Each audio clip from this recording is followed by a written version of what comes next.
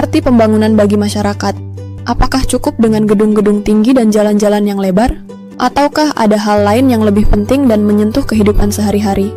Salah satu cara untuk mengukur hasil pembangunan secara menyeluruh adalah melalui indeks kebahagiaan. Indeks ini tidak hanya menilai dari sisi ekonomi, tetapi juga memperhatikan kualitas hidup, perasaan, dan makna yang dirasakan oleh setiap individu di wilayah tersebut. Menurut Badan Pusat Statistik (BPS), indeks kebahagiaan Indonesia diukur melalui 3 dimensi utama: kepuasan hidup, afeksi, dan makna hidup. Kepuasan hidup mencerminkan bagaimana seseorang mengevaluasi kehidupannya secara keseluruhan. Afeksi mengacu pada emosi yang dirasakan sehari-hari, seperti senang, marah, atau sedih. Sedangkan makna hidup berkaitan dengan sejauh mana seseorang merasa hidupnya memiliki tujuan dan nilai. Ketiga dimensi ini digabungkan dan dinilai dalam skala 0 hingga 100, dengan nilai yang lebih tinggi menunjukkan tingkat kebahagiaan yang lebih besar. Hasil survei BPS tahun 2024 menunjukkan bahwa skor rata-rata indeks kebahagiaan nasional berada di angka 72/98. Menariknya, Maluku Utara menjadi provinsi dengan skor tertinggi, sementara beberapa wilayah di Papua mencatatkan skor yang masih di bawah rata-rata nasional.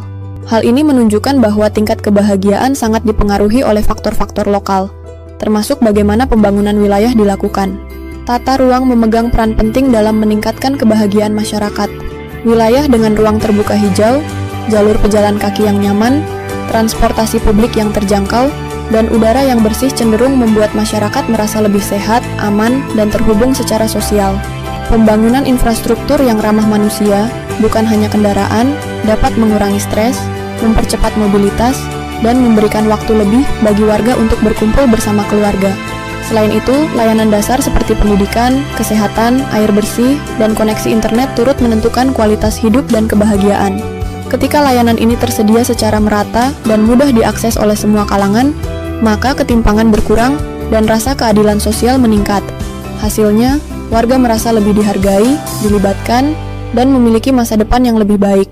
Penting untuk diingat bahwa pembangunan wilayah yang ideal bukan hanya mengutamakan pertumbuhan fisik, melainkan juga kesejahteraan batin masyarakat.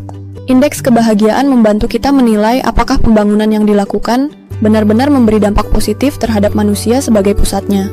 Dari ketiga dimensi tersebut, kepuasan hidup memiliki bobot paling besar, yaitu sekitar 34%. Artinya, bagaimana seseorang memandang hidupnya secara umum sangat menentukan tingkat kebahagiaannya. Maka, jika kita ingin membangun wilayah yang maju dan berdaya saing, kita juga perlu membangun ruang hidup yang layak, layanan publik yang adil, dan masyarakat yang merasa memiliki harapan. Karena pada akhirnya, tujuan utama pembangunan adalah membuat setiap warga merasa bahagia tinggal di tempatnya sendiri.